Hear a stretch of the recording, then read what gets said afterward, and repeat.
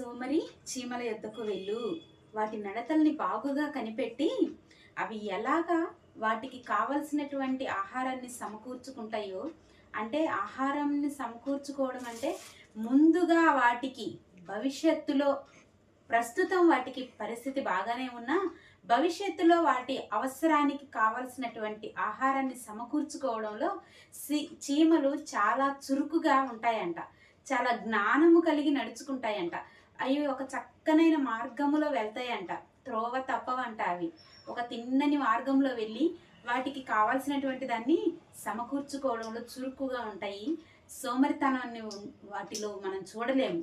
అందుకే దేవుడు అంటున్నాడు కదా, దేవుడు ఏదో లేదు కానీ అతి స్వల్ప జీవి అయిన చీమ అసలు ఎలా ఉంటుందండి? మనం దాని మీద దృష్టిని కేంద్రీకరిస్తే కానీ చూడగలము. అంతటి చిన్న జీవి దగ్గరికి వెళ్ళి దేవుడు నీ యొక్క జ్ఞానాన్ని, నీ యొక్క చురుకుతనాన్ని టెస్ట్ చేసుకోమంటున్నాడు. దేవుడు మనిషిని ఎలా చేసుకున్నాడంటండి?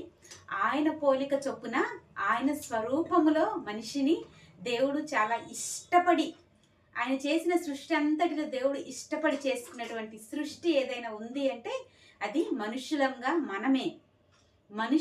మనుష్యులను దేవుడు సృష్టించిన విధానము ఆయనకి చాలా ఇష్టమైనదంట.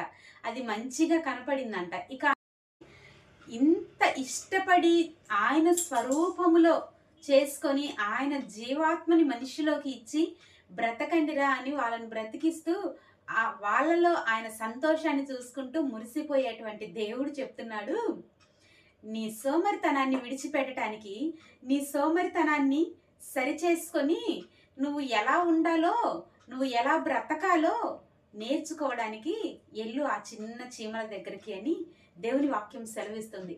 అంటే మనిషి యొక్క బుద్ధి, మనిషి యొక్క ఇది ఎంతవరకు దిగజారిపోయింది అంటే, దేవాతి దేవుడైన ఆయన స్వరూపములో, ఆయన పోలిక చొప్పున ఆయన జీవాత్మ ఊది మనల్ని అల్పమైన జీవి అయిన చీమ దగ్గరకు వెళ్ళి నువ్వు బ్రతకడం నేర్చుకో అని దేవుని వాక్యం సెలవిస్తుంది. ప్రస్తుతం కోసం కాదు, భవిష్యత్తులో కూడా ఎలా బ్రతకాలో చీమను చూసి నేర్చుకోమని దేవుని వాక్యం సెలవిస్తుంది.